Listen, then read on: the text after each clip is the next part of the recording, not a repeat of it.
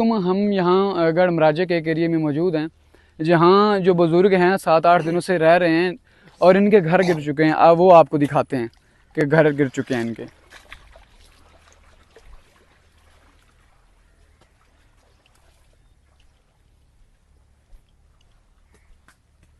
ये है इनका घर।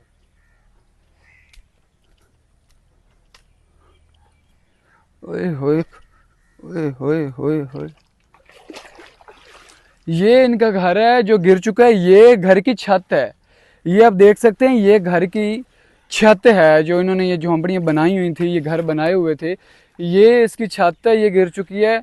और इनके पास अभी रहने के लिए कोई ख़ासा इंतज़ाम नहीं है। पीछे घर देख सकते हैं, ये इनका गिर चुका है और बिल्कुल ये ख़तरे से खाली नहीं है। अल्हम्दुलिल्लाह यहाँ अलमिदरार की टीम पहुँच चुकी है। जो हमसे जो कुछ तावन हो सका इंशाल्लाह हम ज़रूर करेंगे। चाचा आप बताइएगा, आप 7-8 दिनों से बगैर कैंप के रह रहे हैं और यहाँ राशन का भी तक कोई बंदा नहीं है। 7-8 दिनों से आप यहाँ ऐसे ही गुजार रहे हैं, अभी तक कोई इमदादी टीम यहाँ नहीं पहुंची। अल्लाह अकबर।